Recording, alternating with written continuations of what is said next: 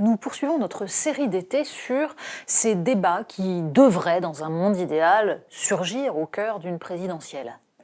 Alors, pour ce qui est de l'écologie, on peut être sûr qu'elle sera omniprésente. Quel intérêt, du coup, d'en remettre une louche? Mais le problème n'est pas seulement que le débat surgisse. En effet, tous les politiques ont bien compris que l'écologie, c'était désormais le passage obligé. Il est assez difficile de faire l'impasse. Reste chez LR quelques personnes qui, visiblement, n'ont pas bien compris qu'il y avait un petit sujet en termes de changement climatique, en termes de sécheresse, qu'il allait falloir anticiper 2-3 choses et que, là aussi, dans un monde idéal, le rôle du politique, c'est d'anticiper. Mais à part ça, absolument tous les partis ont intégré une dimension, un discours écologique. On peut même dire qu'à gauche, par exemple, l'écologie est venue remplacer la révolution. Il n'y a plus vraiment d'espoir de changer la vie, les lendemains qui chantent ont disparu, sauf sur un élément, donc ce seul discours eschatologique que constitue l'idée que nous marchons vers le gouffre et qu'il faut absolument réagir. On voit très bien comment Jean-Luc Mélenchon s'est converti à l'écologie depuis déjà quelques temps et a fait de la France insoumise un parti qui met au cœur de ses réflexions cette dimension-là. Le Parti socialiste également a bien compris qu'il allait disparaître, qu'il n'aurait plus la première place à gauche puisqu'il se l'est fait voler par Europe Écologie Les Verts. Mais ça ne suffit pas à construire un discours écologique cohérent. Et le problème de la quasi-totalité de ces partis politiques, c'est qu'ils acceptent de garder certaines incohérences, certaines impasses, et qu'ils ne poussent pas la logique jusqu'à son point ultime. Grosso modo, le problème à droite, c'est qu'on continue à opposer économie et écologie, et que le seul discours qu'on peut entendre chez LR, c'est que l'écologie punitive, c'est pas bien.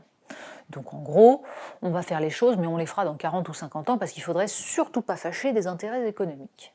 C'est valable également pour la Macronie, qui a réussi, avec le départ fracassant de Nicolas Hulot, à apporter la preuve de son incapacité, au pied du mur, à prendre des décisions véritablement en rupture avec le système actuel. Alors à gauche, le problème est différent. À gauche, il s'agit de montrer qu'on est ouvert, qu'on continue à aimer l'Europe et l'ouverture des frontières. Alors pas la mondialisation c'est pas bien, mais comme on veut quand même la libre circulation des capitaux, des marchandises, des personnes, il y a une petite contradiction. Parce que le sujet de fond, c'est évidemment, et c'est exactement ce qu'expliquait Nicolas Hulot lors de sa démission, c'est que l'écologie, la défense des questions écologiques, la défense, on va dire, des terres arables, d'une nature à peu près préservée, d'une biodiversité correcte, ça n'est pas compatible avec le libre-échange tel qu'il existe aujourd'hui. Donc, toute la question est de savoir comment on construit des régulations. Les choses ont un peu bougé, certes, et on le verra certainement dans les débats au cours de cette campagne. L'Union européenne est en train d'accepter l'idée d'un protectionnisme vert. C'est-à-dire, en gros, quand il s'agit de la planète, on peut déroger au dogme du libre-échange. Quand il s'agit de défendre le social, là, en revanche, non. Les classes populaires des pays européens peuvent se faire laminer, ça n'est pas grave. Là aussi, incohérence et stupidité. La défense du social et la défense de l'écologie marchent de pair, ça va ensemble. La question va donc être de savoir si certains partis seront capables de penser un modèle cohérent, c'est-à-dire un modèle de relocalisation de l'économie qui freine et régule le libre-échange, sans rêver de le supprimer. On ne va pas tout fabriquer ensemble, mais en gros, il va falloir définir ce qui peut être fabriqué localement, ce qui peut être fabriqué à l'échelle nationale et ce qui peut être fabriqué à l'échelle de l'Europe.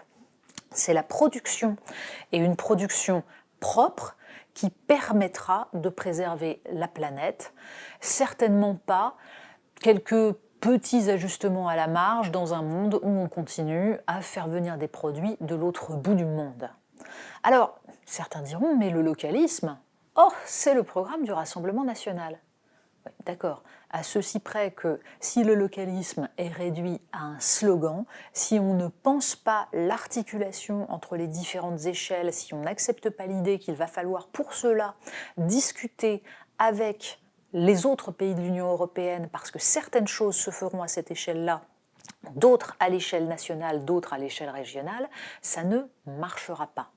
Il va falloir également prendre ses responsabilités sur la question de l'énergie qui devra être au cœur des réflexions.